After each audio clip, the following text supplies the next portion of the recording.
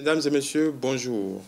Assainissement, santé publique, sécurité publique, violence faite aux femmes. Il ne s'agit pas d'une nouvelle loi ou d'une réforme à venir, mais du nouveau cheval de bataille du préfet du littoral, Alain Orula, qui ambitionne de sauver les péripatéticiennes d'un génocide, pour citer ces mots, de sauver ces femmes des griffes des réseaux de proxénétisme, fermer les maisons dites de tolérance. Ce sera le prétexte de notre entretien de ce dimanche. Non pas de faire le procès de l'action du préfet, mais de questionner surtout le rôle de l'État. Jusqu'à quelle limite l'État peut-il réguler les mœurs? L'État est-il garant du bien et du mal? Quelle est la nature réelle, par ailleurs, de ce phénomène de prostitution? Et quelle relation avons-nous en tant que société avec les mœurs en général? Nous allons aborder tout ceci avec un spécialiste de ces phénomènes sociaux, Dr Mohire Maoussi Théodore, socio-anthropologue et spécialiste des questions de changement social. Bonjour docteur. Bonjour monsieur le journaliste. Voilà, avec vous nous allons aborder cette question qui peut faire sourire, mais qui est quand même préoccupante parce que ça fait partie de notre décorum social. Vous avez pu observer, comme nous tous d'ailleurs, en tout cas, les dernières sorties du préfet du littoral, les dernières prises faites directement vis-à-vis des prostituées, la fermeture de certains lieux de prostitution. Dans le même temps, on entend que des juristes avancent que ni la prostitution ni le racolage ne sont interdits en République du Bénin. D'ailleurs, déjà, quelle est la nature de ce phénomène? Merci, monsieur le journaliste. Je salue tous les téléspectateurs. La question de la prostitution est une question sérieuse, fondamentale et très utile. Et on va demander à tous les téléspectateurs d'écouter pour qu'ensemble on puisse voir concrètement les responsabilités commencent où et se limitent où. D'accord que c'est un ancien jeu qui a plusieurs enjeux. Il revient à l'autorité de jouer sa partition parce que on a constaté ces derniers temps, ces dernières années que effectivement il y a beaucoup d'impondérance, il y a beaucoup de biais dans l'activité, sinon c'est une activité qui date de longtemps et qui tient la société. Donc, son rôle, c'est normal qu'il joue ce rôle. Mais ce rôle ne peut pas être un rôle de fermeture, parce que votre mot tout à l'heure a été un peu fort vis-à-vis de moi. Aller jusqu'à dire qu'on ferme, on a l'habitude de dire en fond, à Hosu Tononodo à Gassin. C'est important de souligner ça.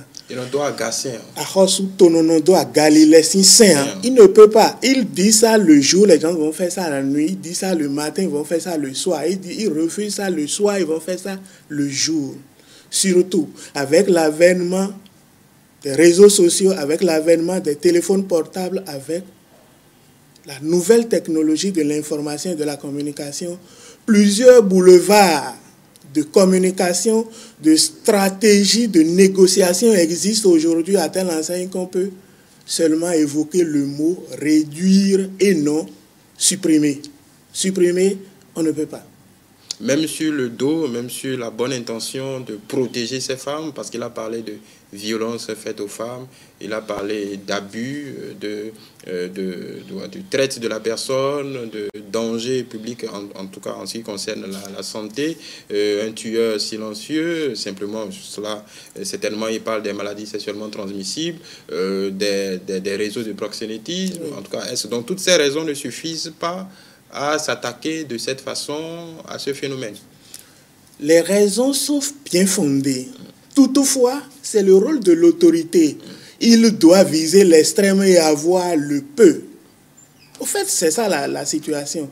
Dire qu'on va totalement éliminer, on va totalement supprimer, non. Effectivement, dans son rôle régalien, l'État a le droit de donner une orientation, de coordonner ou de réorienter la chose autrement, parce que c'est une activité qui date de longtemps. Et on dit souvent que c'est le plus vieux métier. C'est le plus vieux métier du monde. Merci beaucoup. Et ce qu'il faut comprendre dans ce sens, bon an, mal an, le jeu doit continuer parce que il faut tenir compte de ces causes. Les causes, on peut évoquer par exemple la pauvreté. Nous sommes dans un pays, tout le monde sait ce qui se passe. Oui. Nous allons arriver, nous allons arriver aux causes tout à l'heure. Oui. Mais je voudrais rester sur ma première question. Oui. Est-ce qu'il n'y a pas un paradoxe qu'un dépositaire de l'autorité de l'État s'attaque à un phénomène qui lui-même n'est pas interdit par la loi? Ailleurs, il y a, en tout cas, souvent dans des régimes théocratiques, l'interdiction est formelle. Oui. Ailleurs, c'est organisé, c'est Oui. même permis. Pays-Bas, Belgique, ainsi de suite. Oui. Maintenant, est-ce qu'il n'y a pas un paradoxe que l'autorité publique veuille s'attaquer à ce phénomène, mais dans le même temps, le corpus législatif ouvre un boulevard? En tout cas, c'est une zone de non-dit. Oui. Monsieur le journaliste, il faut comprendre qu'il n'y a pas de paradoxe. J'ai tout à l'heure souligné quelque chose de très important. Il est dans son rôle de vouloir non seulement supprimer, de réduire. Donc, à le voir, parce que c'est une affaire de conjugaison de la légalité à la légitimité. Sinon, la loi est là, interdit ou bien prône un certain nombre de choses. Toutefois, si on ne surveille pas, la société risque de se retrouver dans le décor. Il y aura des biais sociaux. Et face à ces biais, il urge quand même qu'on essaie de réguler, d'orienter ou de canaliser un peu les choses pour que ce n'est pas une autorité de trop. Il veut atteindre un objectif. Donc, il revient. Dans le social, lui-même sait que supprimer totalement, non. Il sait que face à la loi, il doit mettre un peu de bémol dans son évolution. Lui-même sait. Alors, bien avant de venir aux causes, certains auteurs, en tout cas certains sociologues ici et ailleurs, en parlant de ce phénomène, parlent d'un rôle de régulateur social également. Parce que ce qu'on oublie souvent aussi, on oublie les proxénètes, on oublie les travailleuses du sexe elles-mêmes. Mais il y a un troisième larron qui est peut-être le plus important de ce chaînon-là, parce que c'est lui ou elle qui vient demander un service et qui paye, qui veut une certaine satisfaction. D'aucuns touchent du doigt le fait que une société, quand bien même développée sous toutes les coutures, ne peut pas s'en passer. Au-delà des phénomènes de proxénétisme, au-delà des phénomènes mafieux, le phénomène en lui-même du commerce du sexe est inhérent à toute construction sociale. Monsieur le journaliste, merci beaucoup. Il faut comprendre quelque chose.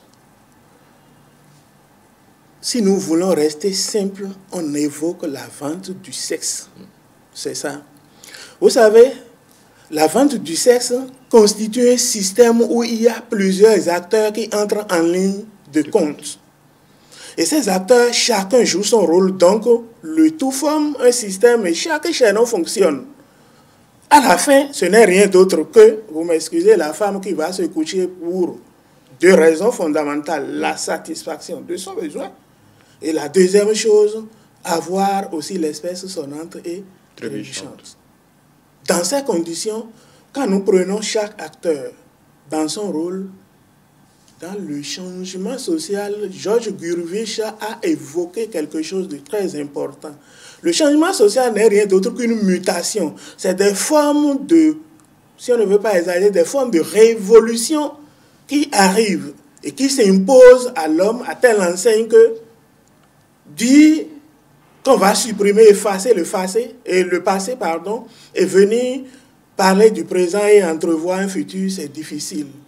Par conséquent, le phénomène, j'appelle la prostitution, c'est un phénomène. On ne sait trop quand ça a commencé et quand ça va prendre fin. C'est comme Covid-19. Dans ces conditions... Bon, Covid-19, on sait quand est-ce que ça a commencé, à peu près. On ne connaît pas, non, la science, on ne veut pas discuter de ça ici, mais la science même, à un moment donné, ne se retrouve pas face aux origines, le point de départ. C'est ça. Et on ne sait quand ça va finir. Parfois, rebondissement à gauche, à droite, c'est toujours ça.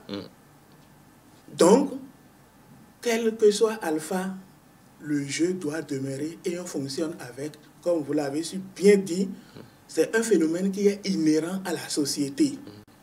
Les gens y vivent, Les gens fonctionnent, ils sont dans cette fonction du rôle d'intermédiaire ou de courtier et ils jouent parfaitement leur rôle. Ça a déjà donné à manger à quelqu'un déjà ce matin. Et il est en train de prévoir ce qui va se passer à midi, la nuit, ainsi de suite. Donc, c'est un jeu à plusieurs enjeux. Il revient à l'autorité de savoir comment s'y prendre pour pouvoir réduire un tant soit peu. Parce que les études ont démontré que le phénomène tel que ça évolue dans les pays en voie de développement, particulièrement au Bénin, ce n'est pas très bien parce qu'il y a plusieurs nouveaux acteurs qui entrent dans le système. D'accord. Donc, avant de donner la photographie exacte de ce phénomène, nous allons commencer par les causes. Oui. Si nous voulons évoquer les causes de ce phénomène, on peut citer 3 qui valident tout. La toute première cause, c'est la pauvreté. Je vais citer les 3 et revenir point par point.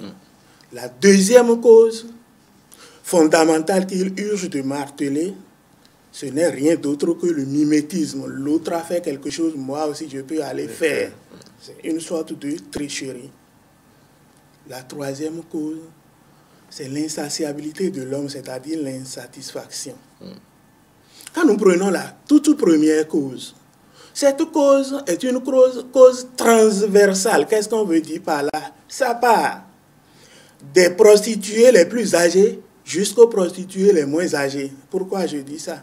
Pour satisfaire les 5 besoins fondamentaux de l'homme, que ce soit la femme ou l'homme, a besoin d'utiliser plusieurs stratégies sociales en vue de satisfaire ses besoins.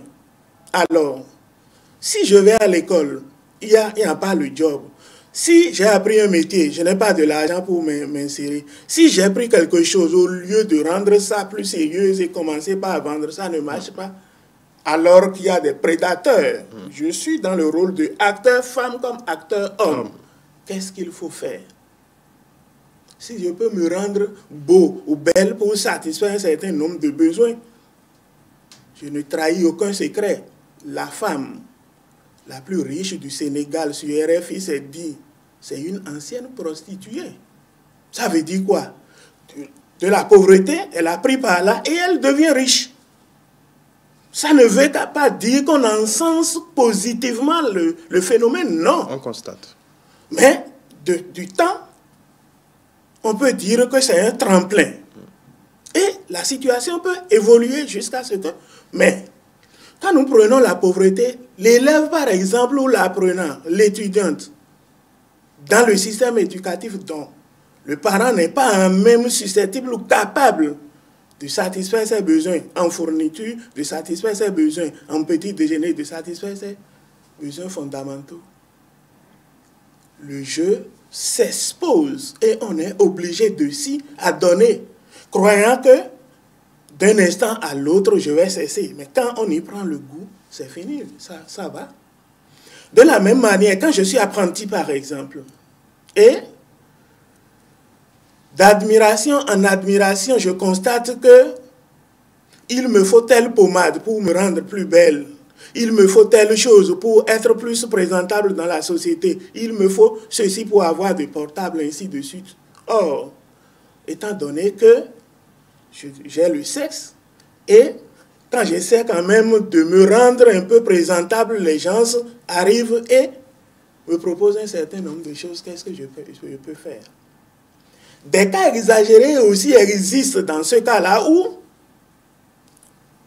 des individus qui ne sont sur le terrain de la scolarisation ni de l'apprentissage, c'est-à-dire des femmes sous le toit conjugal, cherchent toujours à se satisfaire plus en allant à l'extrême.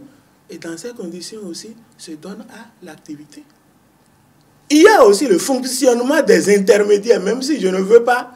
Mais si telle personne, chaque fois je passe, dit, ah, il y a telle personne qui a la voiture qui passe et qui demande telle chose, qui demande d'après toi, à tout moment tu vas prendre son numéro, ainsi de suite. On suscite, ça c'est le rôle des courtiers, toujours pour satisfaire les besoins, nous sommes toujours dans la pauvreté. Mais quand on revient au mimétisme, le deuxième aspect de la chose, si François Xavier Porte ça verse et ça me plaît, mais je n'ai pas les moyens. Dans quelles conditions, moi aussi, je peux être comme lui, puisque je l'admire? Qu'est-ce qu'il faut faire? Il faut se donner au jeu facile, puisque le jeu, on peut dire, c'est si facile. Je ne sais pas le mot qu'on peut utiliser encore. C'est si ordinaire qu'on peut dire, il me couche, je sens le plaisir. Deuxième chose, un peu de, comment on appelle, du mal, et j'ai de l'argent pour pouvoir satisfaire mon besoin. Est-ce que ce n'est pas plus facile que de prendre l'eau, aller vendre et je ne trouve personne, ou bien de s'installer dans un atelier et ainsi de suite, il s'y adonne.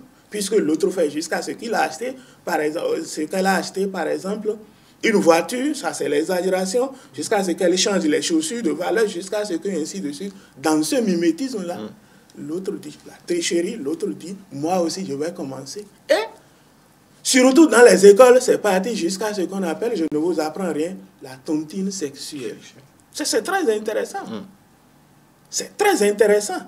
Les filles vont jusqu'à à base de leurs intermédiaires jusqu'à acheter des outils de valeur à l'insu de leurs parents. La troisième cause, j'ai évoqué.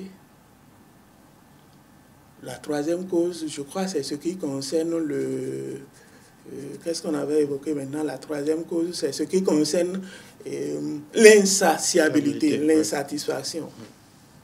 En tant que journaliste, là où vous êtes, est-ce que vous êtes d'accord et persuadé avec moi qu'il y a des femmes qui cherchent à avoir des copains journalistes juste pour satisfaire leurs besoins et dire demain, je suis à tuer à toi avec lui, je suis à tuer à toi avec tel pasteur, je suis à tuer à toi avec telle autorité politique, ainsi de suite, pour avoir l'aval d'autre chose.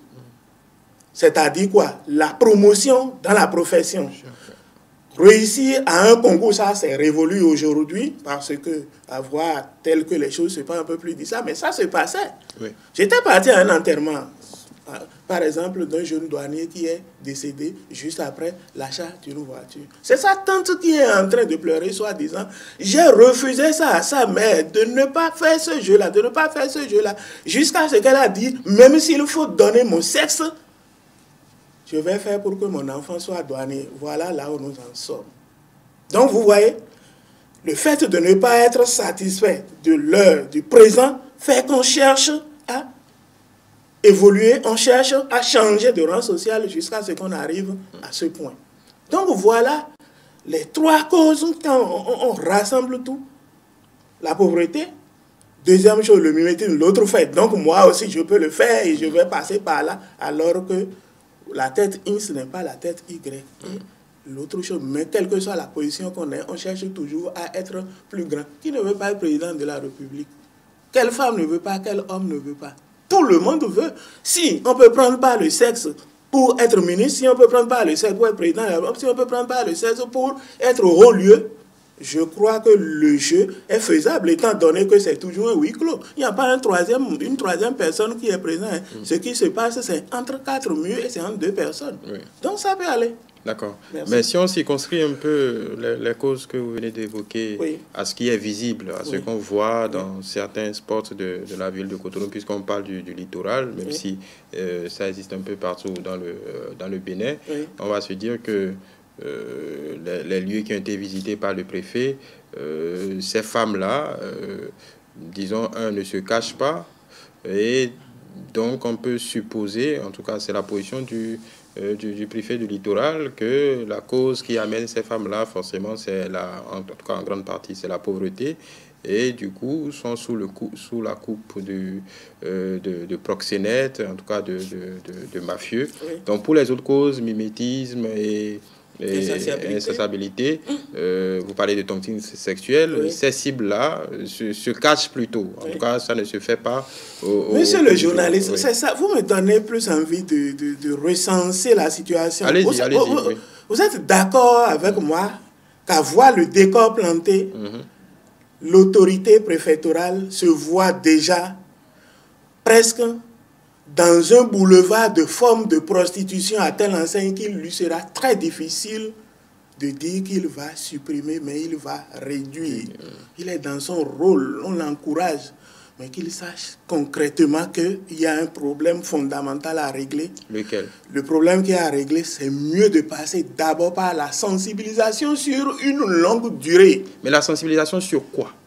La sensibilisation sur les méfaits.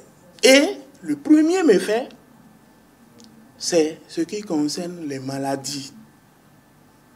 Maladies sexuellement transmissibles, tout ça là pour moi c'est ordinaire. Il y a autre maladie parce que même si je cache le sexe avec tout ce que vous appelez condom, ainsi de suite, préservatif, ainsi de suite, à un moment donné, il y a l'échange entre sueurs.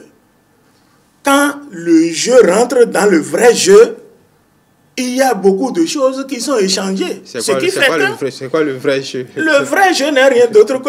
Le vrai jeu n'est rien d'autre. Quand on entre dans le vif même du contact sexuel, tout est touchable, tout est sensible et tout est faisable. D'autres vont, je ne trahis aucun secret, d'autres vont jusqu'à même chercher à casser, par exemple, les condoms. Ou bien... dans le bruit ou dans tout ce qui se passe, ça peut se casser. Et là, on s'expose déjà. On ne connaît pas l'état sérologique. Il revient à l'autorité de savoir que la sensibilisation doit se baser non seulement sur les maladies sexuellement transmissibles, mais aussi sur le rôle primordial de l'éducation. Parce que s'il vient à ce niveau-là, il faut comprendre que c'est sur un constat bien déterminé. Il y a plus de petites, il y a des mineurs qui se donnent à ce jeu. On trouve même des filles de 12 ans, 13 ans la nuit face à ce jeu-là. Dans ces conditions, où se trouvent les trois pans de l'éducation? Être éduqué, s'éduquer, éduquer. Est-ce que ces acteurs sociaux sont à même demain d'être un indicateur ou un type d'homme dans la société? À même parce que quel que soit l'espace, quel que soit le temps où vous avez commencé par faire ce jeu, à un moment donné, vous êtes exposé. Ça amène ce qu'on appelle la déconsidération sociale. Le préfet est dans un bon drap, dans un bon jeu. Mais on va lui dire de commencer par sensibiliser d'abord. Parce que ces espaces formels qui existent, et on croit que ces maisons de tolérance, on les appelle, ces maisons de tolérance qui fonctionnent officiellement, il y a d'autres qui sont plus officieuses et qui existent en quantité dans tout le pays.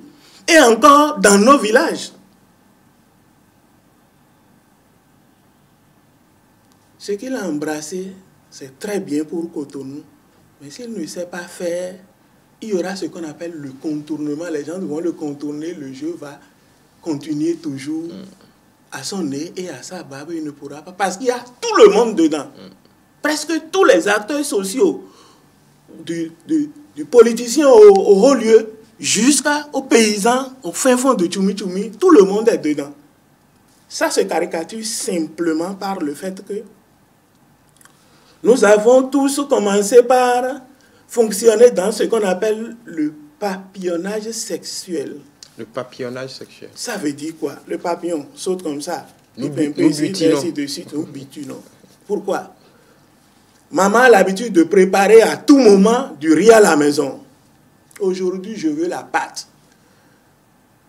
Maman que je caricature, ce n'est rien d'autre que la femme qui est sous le toit conjugal.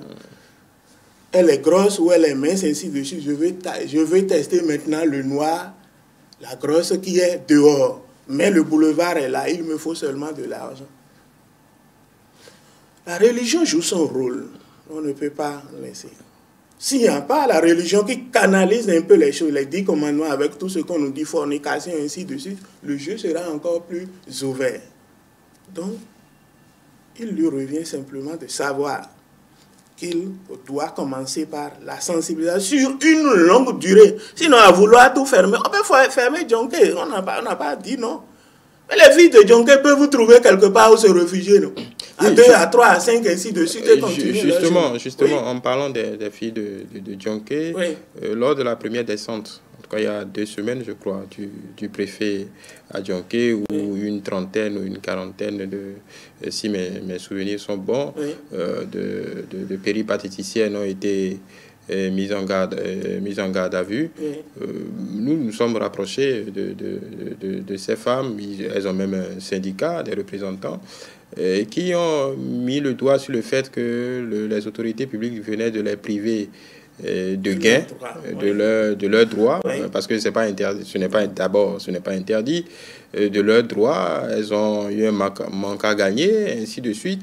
Comment on oppose la volonté de l'autorité publique de réguler un peu tous ces secteurs, ou de l'interdit, ou Monsieur de le journaliste, face aux droits de l'individualisme vers le collectif. Le jeu est plus intéressant quand on quitte le collectif pour venir à l'individualisme. C'est-à-dire quoi? Oui. Vous voyez ce que ces filles-là ont commencé par déclarer? Oui. Ça veut dire que si elles se mettent ensemble pour former un lobby, elles sont susceptibles d'intenter un procès contre l'autorité parce que... Elles n'en étaient pas loin. Ensemble.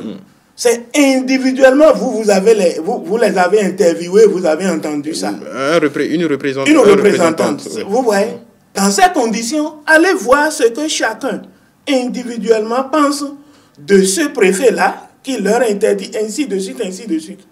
Dans ces conditions, c'est mieux qu'ils partent du collectif. Le collectif qui dit quoi? Les regrouper, essayer de communiquer avec le syndicat ou les groupes qui existent et voir comment orienter la chose autrement, parce que c'est tout comme vous êtes journaliste, les gens s'affichent, s'affirment, se confirment prostitués. Je suis d'accord que je vends mon sexe pour manger. D'accord. L'autorité a une responsabilité sur moi, mais moi aussi j'ai la liberté d'exercer mon métier pour pouvoir manger, pour pouvoir satisfaire mes besoins. Oui. Et dans ces conditions-là, il lui revient de savoir comment canaliser, comment orienter les choses pour que ça n'amène pas ce qu'on appelle le désordre social. Parce que si ça amène une sorte de désharmonie sociale, on va se retrouver alors dans l'anomie. L'anomie peut nous amener sur un terrain, par exemple, de suicide, sur un terrain de révolte sociale. Est-ce qu'on pourra, quelle que soit la force que nous avons, si toutes ces femmes-là se lèvent et commencent, il suffit seulement même de faire la grève pendant 48 heures, nous hommes. La grève du sexe. La grève de sexe pendant 48 heures, vous allez voir combien d'hommes, combien de cas de viol, combien d'anomie sociale on va commencer par entendre. C'est une activité qui règle la société. Un instant, anomie sociale, pour que nos téléspectateurs comprennent, ça veut dire quoi concrètement? L'anomie, ce qui ne suit plus la norme. D'accord. C'est ça. Donc, il doit partir du collectif, le collectif qui lui demande de les écouter, de savoir les formes d'orientation qu'il se doit mettre l'accent sur la communication. Communiquer plusieurs fois là-dessus. Si possible même, aller demander à ce qu'on responsabilise, on les recense et on sait tel à tel âge qui reste à tel endroit pour qu'au moment opportun, le ministère de la Santé entre aussi dans le jeu en vue des rencontres périodiques de contrôle sanitaire. Parce que si elles sont malades, et nous aussi, nous allons là-bas, c'est que nous tombons malades, il y aura dysfonctionnement social. C'est pourquoi je dis c'est tout un système. C'est tout un système. Même si vous, François Xavier, vous n'êtes pas dedans, peut-être votre petit frère est dedans, votre oncle est dedans, votre nièce est dedans, et ainsi de suite. Tout ça n'arrive pas qu'aux autres. Ne pratiquons pas alors l'indifférence et dire et cailler, non. Et justement, en parlant d'indifférence, est-ce que vous avez l'impression que comment vous appréciez le regard de la société sur ce phénomène, en tout cas sur cet état de choses? On a tout fait de critiquer, tout ce qu'il y a eu, c'est non, le préfet Orunla, il y a d'autres choses plus importantes à faire dans le pays, ainsi de suite. Donc c'est un peu comme si on regarde de son côté. Et chacun, personne ne veut s'afficher prostitué. Chacun reste dans son coin et lance, comment on appelle ces obus. Concrètement, la société doit normalement rejeter ça. La société justement, il y a une somme de pas d'hypocrisie, de schizophrénie au niveau de la société. C'est bel et bien l'hypocrisie. Cette hypocrisie sociale s'explique par le fait que c'est une activité de désorientation sociale. C'est une activité qui déshonore. C'est une activité... Est-ce qu'on peut dire, cette maison-là, c'est une maison d'une prostituée, ainsi de suite. Vous êtes fiers d'habiter cette maison? Vous êtes fiers qu'on dise, vous êtes l'enfant d'une ancienne prostituée? Personne ne peut s'afficher, c'est-à-dire s'exhiber et dire... Là, on est dans le sens de la morale. Oui. C'est ça, dans le sens de l'éthique et de morale. Donc, personne ne veut s'afficher.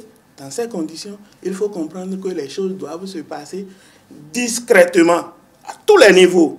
L'autorité doit savoir de façon discrète quel collectif de prostituées rencontrer. Mais surtout, il y a des acteurs plus importants, c'est les courtiers. Je suis en France, j'ai besoin d'une grosse femme de teint clair. Depuis là-bas, des gens existent ici à travers mon téléphone. On m'envoie sa photo, on m'envoie tout, ainsi de suite.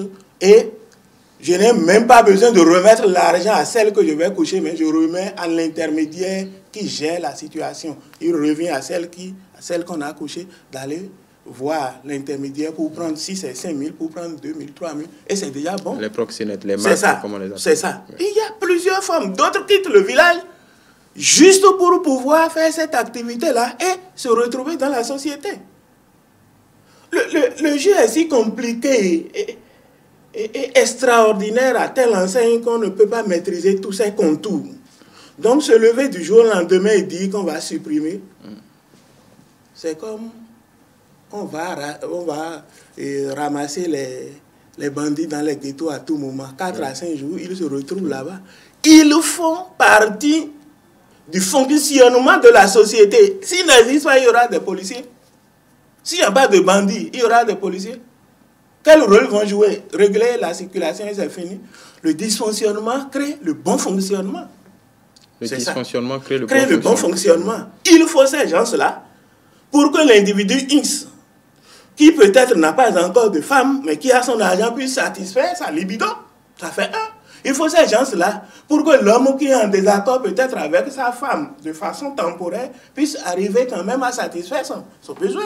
L'homme qui quitte un pays vers un autre aussi puisse quand même s'offrir le plaisir sexuel, ainsi de suite. Donc, c'est tout un couloir de stratégie à telle enseigne que vouloir supprimer, l'activité va résister et va donner des résidus. Et l'importance de ces résidus peut amener encore le préfet à dire qu'on va réorganiser. Donc, je lui dis simplement de voir comment réorienter, coordonner et donner plus un nouveau fondement pour que les gens qui veulent réellement rester dans le secteur puissent quand même puissent s'officialiser, c'est-à-dire qu'il existe un registre formel pour qu'on puisse savoir si on va à tel endroit voir telle personne, ainsi de suite, ainsi de suite. Oui, on empiétine. Donc, on quitte le formel et l'informel pour le formel. Oui, c'est ça. Justement. En prenant cette option, est-ce que l'autorité n'est pas quelque peu coincée? Parce que là, on va sur le champ rapidement de la morale. Je m'explique. Oui. Quand vous prenez les justificatifs du préfet, il est resté sur le champ de protection de la femme, lutte contre les réseaux mafieux, ainsi de suite. En formalisant, en prenant pour l'autorité, en parlant de réorganisation, c'est que ce qui ne se dit pas, c'est qu'on constate un fait social et on la valise. Bon, si on le réorganise, c'est qu'on tolère sa présence. Est-ce que, en ne prenant pas cette partie-là, en ne prenant pas cette option, est-ce que l'autorité publique ne veut pas se soustraire au jugement de la société? C'est-à-dire que la société dit, si l'autorité parle de réorganisation, c'est que il reconnaît cette activité. La reconnaissance de cette activité s'impose à la société, s'impose aux politiques. En ce sens que, aujourd'hui, par exemple, quand on parle du manque d'emploi, c'est un problème international et spécifique pour le Bénin. Vous ne voulez pas dire que... Dans ces conditions, ça là constitue un emploi pour Théodore qui est en train de faire ça. En quoi ça vous gêne? Je dis, il faut m'officialiser, je vais jouer ce rôle-là. Peut-être temporairement, ou bien peut-être en long terme, ainsi de suite, il ne vous revient pas de... On peut même jusqu'à leur demander de payer les impôts. C'est une façon... Et produire des factures normalisées. Et produire des factures normalisées, s'il le faut. Ces filles, comme ailleurs, ces acteurs sont capables parce que le jeu est succulent. Le jeu est intéressant. Le jeu est rentable. Utile pour la société. Sinon, restez là, supprimez comme ça. Vous allez voir d'ici là, il y aura beaucoup de cas de viol, il y aura beaucoup de problèmes qu'on va commencer par régler autrement. C'est ça. Donc, on demande à l'autorité, d'accord, il a le souci de réglementer parce que aucun Béninois ne peut lever son doigt et dire « Moi, je suis prostituée », que ça soit homme ou femme. Mais nous calons plus sur les femmes, alors que le jeu est aussi au niveau des femmes et des hommes. Oui. J'ai donné le cas tout à l'heure. Il y a des hommes qui sont appelés à tout moment à jouer ce rôle. L'exagération existe même. L'homosexualité. Vous voyez, c'est le pire des choses. Ça existe au Bénin dans notre laboratoire. Laboratoire d'analyse et de recherche, religion, espace et développement. 2 thèses sont déjà passées pour ça. Et effectivement, le réseau. Vous voyez comment les gens se quittent. Ce qui semble être plus une anomie facile pour revenir à une anomie compliquée. Théodore s'associe à Xavier. Pour faire quoi? Dans quelles conditions? Comment ça se passe? Donc, le jeu du préfet, il doit savoir qu'il a du pain sous la planche parce que si on lui ouvre les images en ce qui concerne encore l'homosexualité, il va dire, dans ce pays, et particulièrement à Cotonou, de pareilles choses se passent. Ça là dépasse maintenant les mœurs. Ça dépasse les bornes. Il urge de faire pour notre société. Pour notre société. Et ce n'est rien d'autre qu'une sorte de mutation sociale, une sorte de changement, une sorte de conjugaison sociale qui amène ça. Il lui revient. Je reviens toujours, je m'attelle de ne pas commencer par la fermeture, mais de commencer par communiquer avec eux pour voir comment réglementer les choses. Ça peut être objet de tamis. Qu'est-ce que je veux dire par là? Si ma soeur Y se réclame béninoise et elle ne veut pas rester sur cette ligne officielle, ça veut dire qu'elle ne va pas résider à Djonké, par exemple. Oui. Dans ces conditions-là, elle va rester dans l'informel. Et puis, là, ça passe ni vu, ni connu, et c'est fini. Mais celles qui se réclament, qui vont déjà au tribunal dire, qui s'organisent en syndicat, ainsi de suite, vous allez voir quand la liste va arriver, ces filles-là vont commencer par s'inscrire et c'est fini. De même que les courtiers aussi, les intermédiaires, on peut trouver des femmes comme des hommes. D'autres femmes sont là juste pour négocier les caractères des femmes. Grosses, maigres, âgées, non âgées, ainsi de suite. Ils font ces tri-là pour pouvoir satisfaire les besoins. C'est ça. Oui, encore que si on arrive à cette formalisation, oui. Encore que il serait cocasse quand même que les clients se conforment à cette normalisation. Parce que cette cible-là paye les impôts, oui. Sont dans des lieux attitrés, oui. Comme aux Pays-Bas par exemple, oui. Et font une entreprise légale, oui. Et il faut encore bien qu'un client puisse payer dans les règles de l'art et réclamer une facture. Ça évoque un problème d'assainissement. Oui. Si j'ai l'habitude de payer 1500, oui. Elle se retrouve dans une salle bien propre. Oui. Elle doit payer les impôts, elle doit faire le suivi médical, elle doit payer par an ou bien par mois, ainsi de suite. Elle est obligée de rehausser le prix. Mais si vous n'avez pas, si c'est 1500 et ça revient à 3000, si vous n'avez pas les 3000, vous ne pouvez plus aller là-bas. Vous êtes obligé de peut-être rester à côté de votre femme et jouer tout ce que vous voulez là, ou bien chercher autre chose. Mais ce ne serait plus le désordre qu'on observe aujourd'hui, ou parfois même, parce que ceux qui ont travaillé là-dessus ont dit le prix varie en fonction du temps. Déjà autour de 19h, c'est autour de 2000, 1500, ainsi de suite.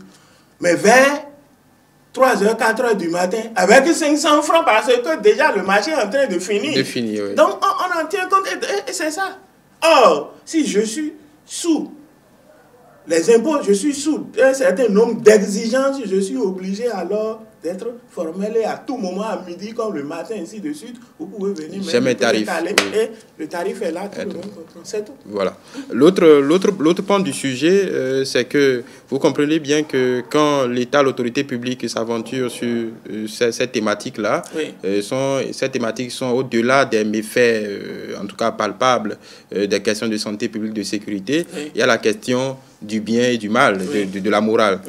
Jusqu'où l'État peut s'aventurer à réguler nos libertés individuelles par rapport aux mœurs, par rapport, en tout cas, à ces questions. Est-ce que c'est le rôle de l'État?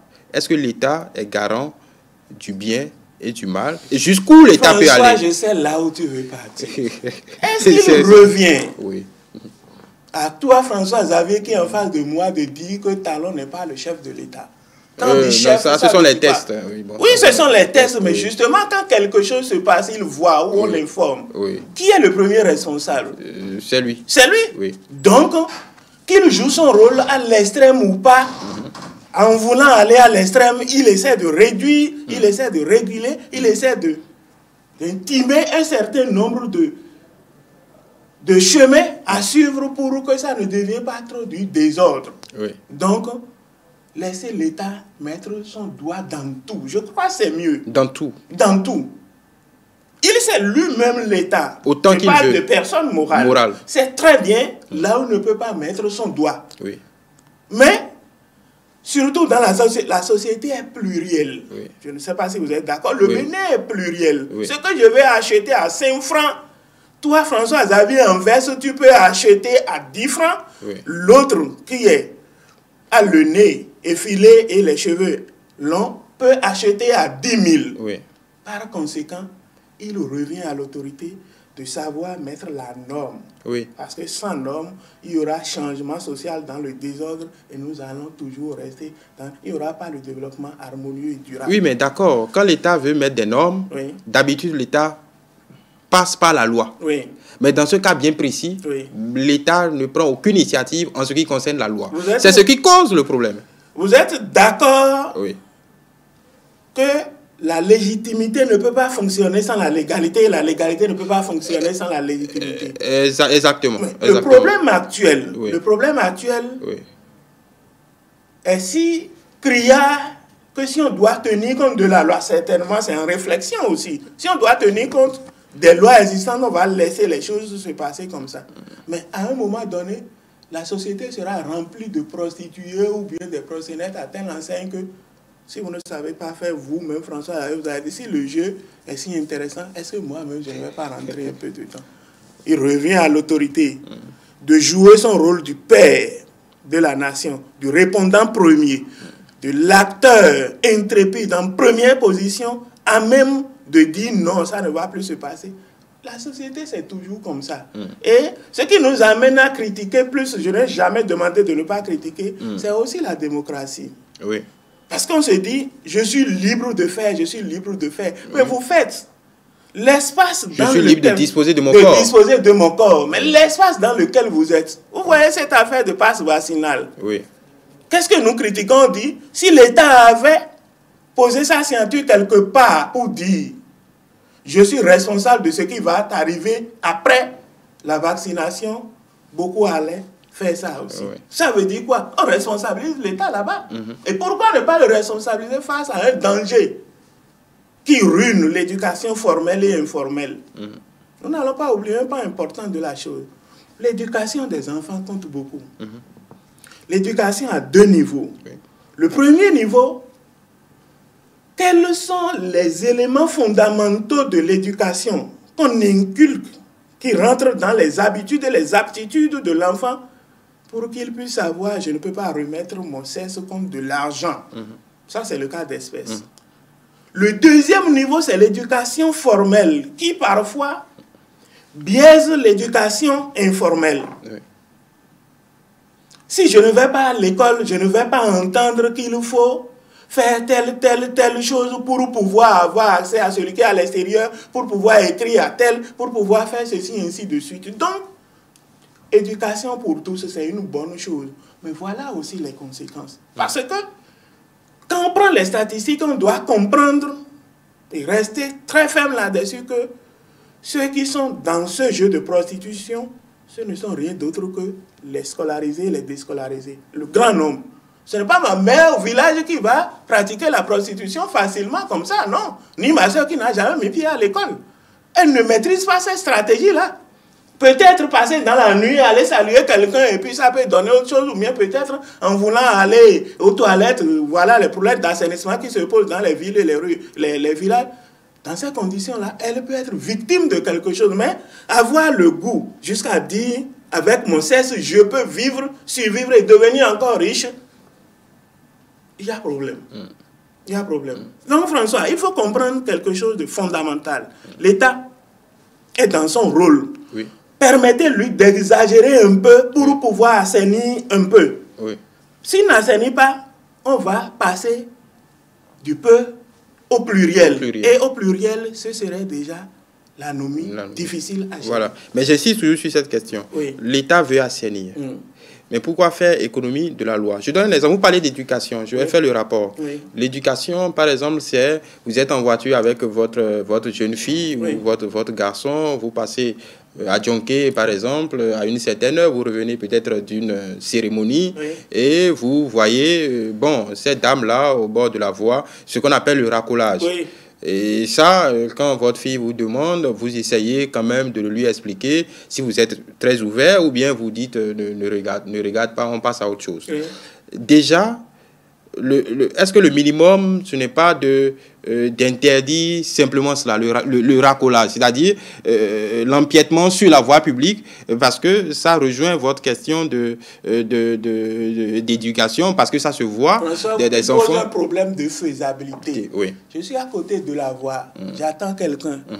Avec quel instrument de mesure tu vas savoir que j'attends quelqu'un peut-être, ou bien j'attends un homme, ou j'attends une fille. Non, ça se voit. Le racolage, c'est c'est que quand on fait de la réclame à quelqu'un qui passe à une certaine heure, on est là, accroché à des poteaux. Oui. Bon, ça se voit quand même que c'est pas le décorum. Mais ça ne se passe pas avec tout le monde. Oui. Donc, elles savent ou ils savent comment faire le tri.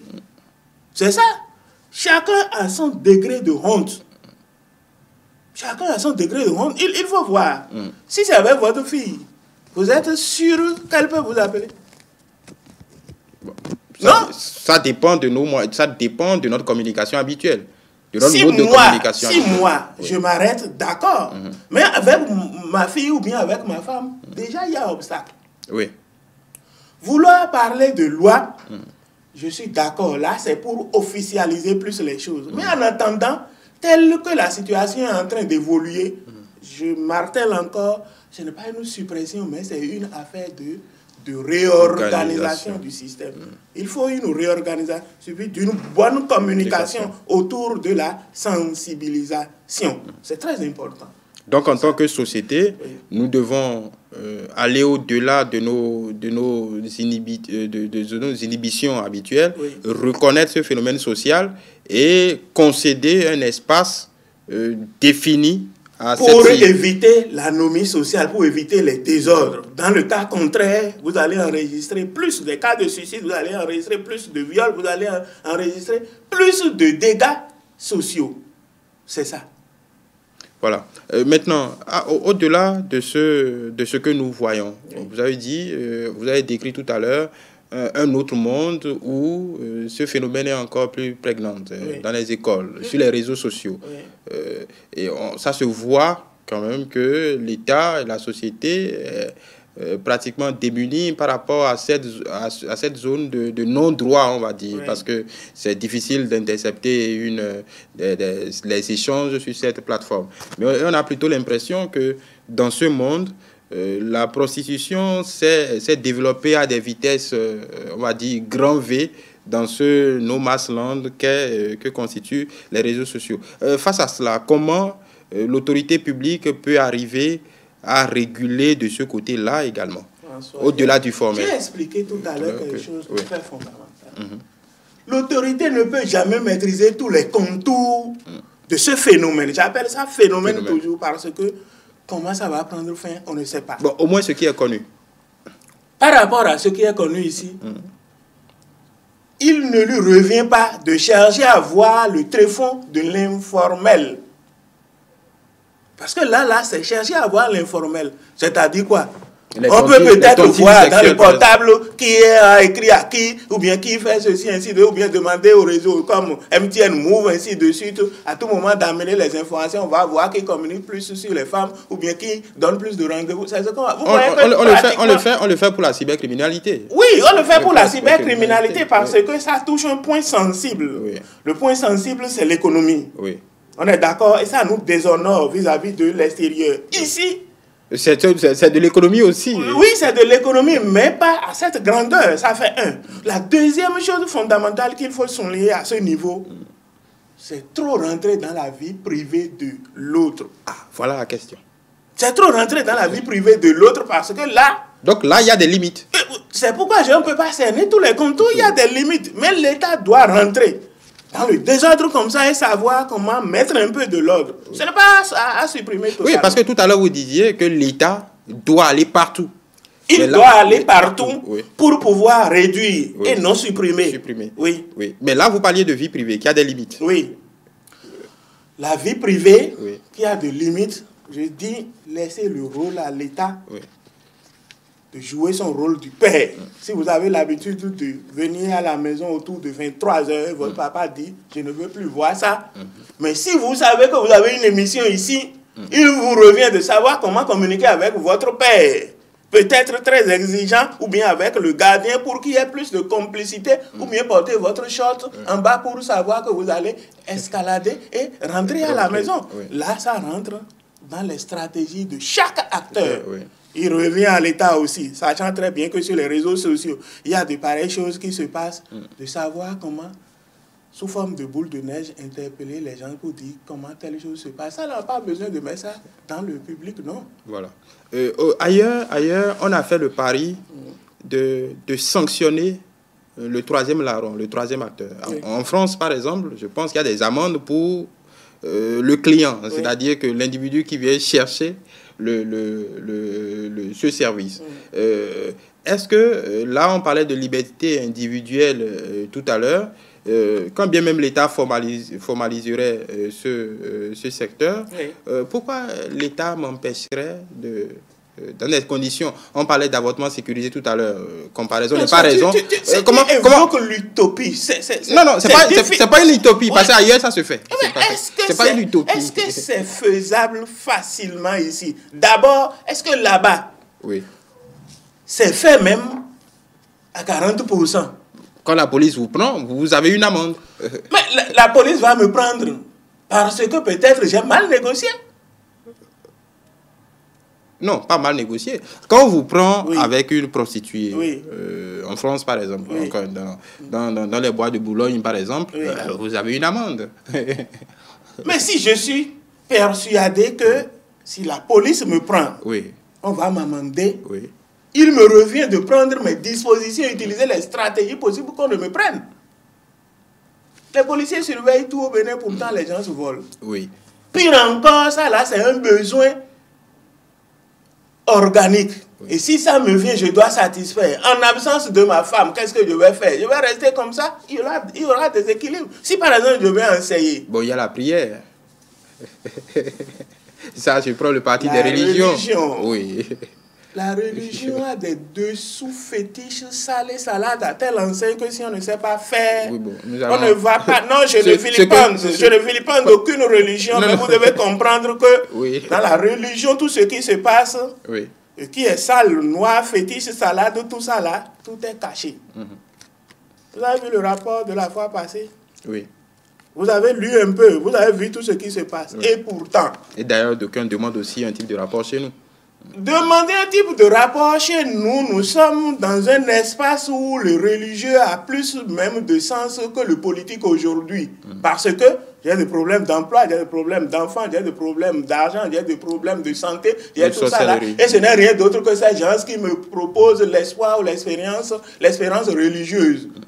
Et parfois, si ça ne va pas pour moi, ça ira pour mon enfant. Donc c'est dans un futur proche ou futur lointain. On y croit et on continue. Je reviens à ma question.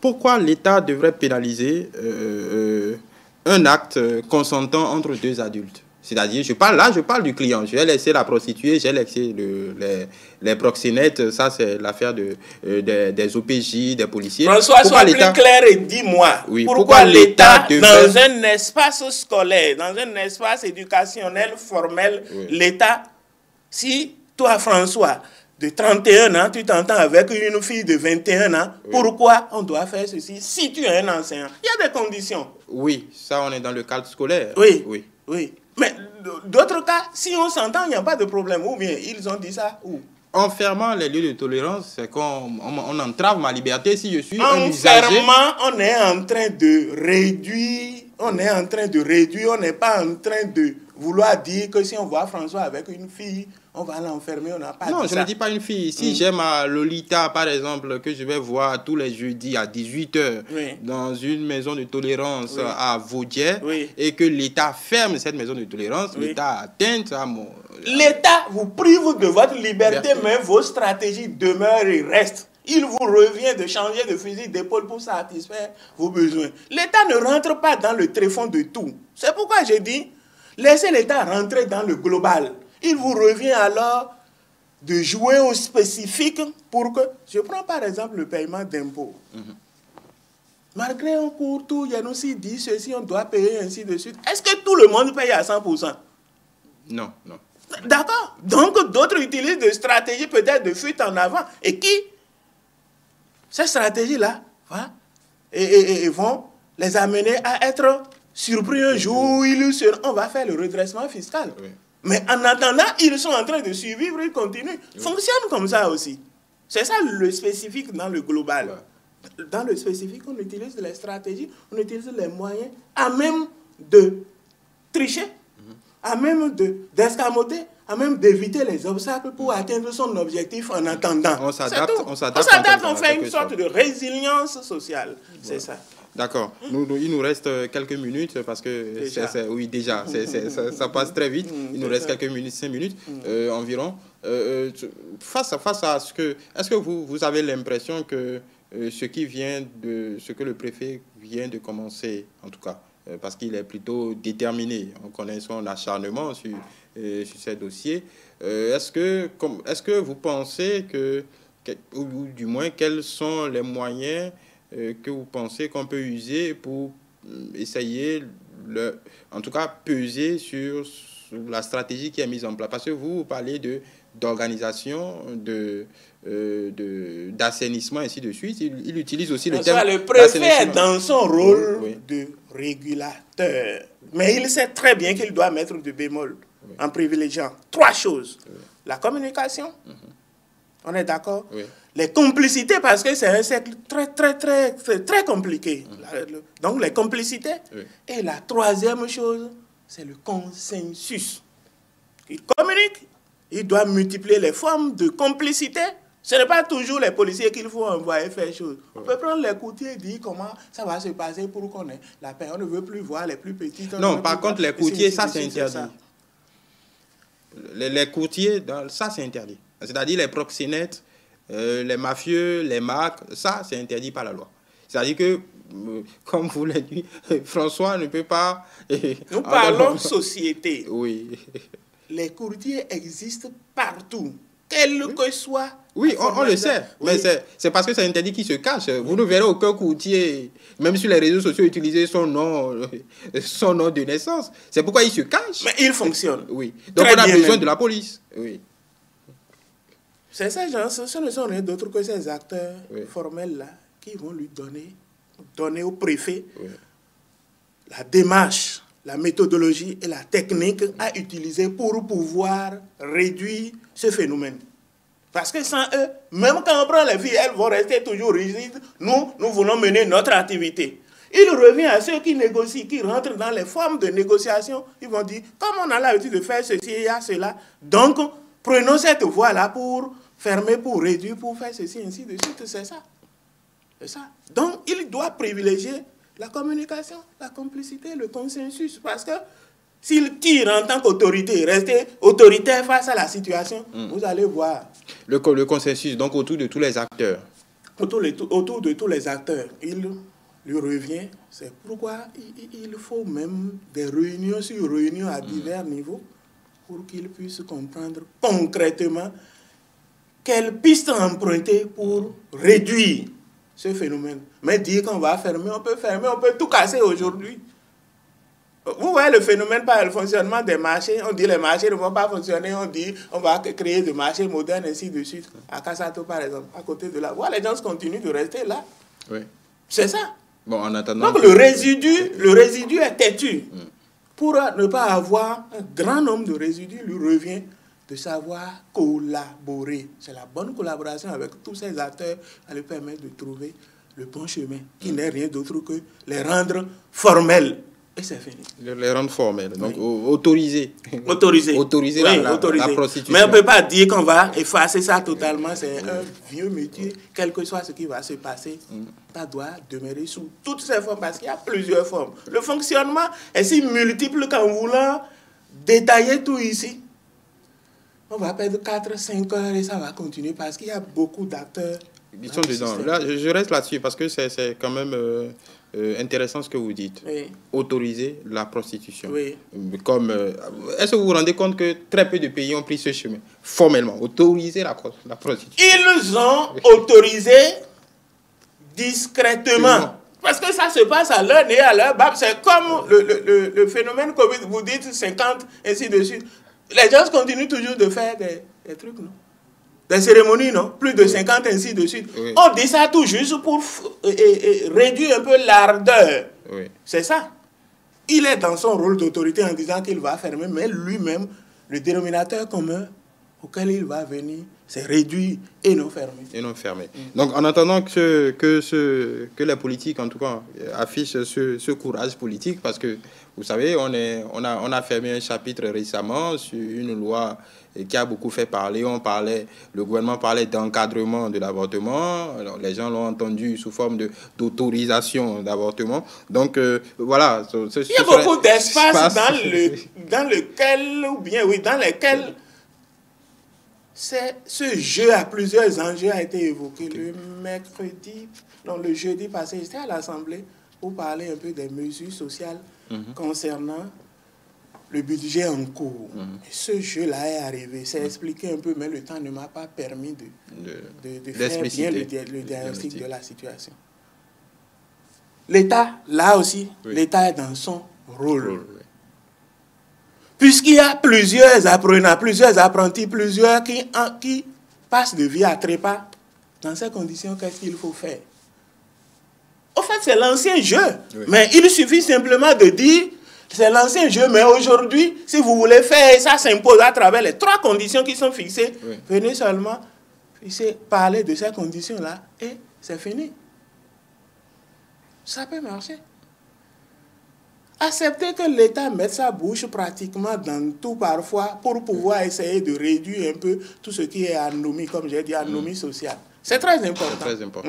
Le rôle du père de famille, c'est dire, je ne veux plus voir le désordre, essayer de me mettre de l'ordre. On sait que dans une société globale, c'est difficile, on ne peut pas avoir ça à 100%, même s'il reste à 45%, c'est quelque chose. C'est quelque chose. Oui. Alors, docteur Moïdé, votre mot de fin, c'est vrai que le débat est très intéressant, très animé, le temps est vite passé. Pour conclure, en attendant une petite conclusion, peut-être qu'on reviendra de revenir sur ce sujet. Je remercie ETélé parce que vous avez su sauter sur une bonne occasion parce que c'est un sujet qui fourmille dans la société. Et certainement, l'autorité aussi continue de réfléchir là-dessus parce que nous ne sommes pas des animaux, on va décider et appliquer en même temps. Ce serait chose. Nous allons demander à l'autorité de privilégier la communication, de privilégier les complicités pour pouvoir négocier et de trouver un consensus pour que l'activité soit réorganiser, pour que l'activité soit formalisée et non chercher à totalement supprimer. Rester dans le rôle de la suppression, mais savoir qu'il ne peut jamais atteindre ce but. Je vous remercie. Merci, docteur Maoussi Monide Théodore. Je rappelle que vous êtes socio-anthropologue, spécialiste des questions de changement social.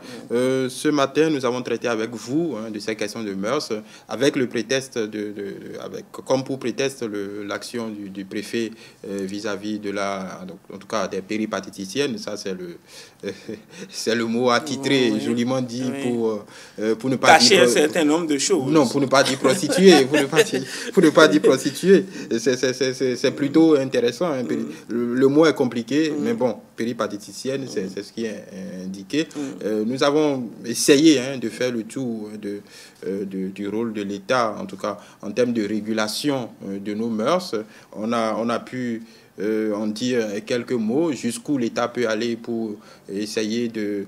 disons, est-ce qu'il y a des limites quand il s'agit de nos habitudes privées, en tout cas de nos mœurs et notre habitus. Merci à vous toutes et tous qui nous avez suivis, en espérant que vous ayez tiré de ces quelques minutes quelques enseignements et quelques éclairages sur ce sujet particulièrement.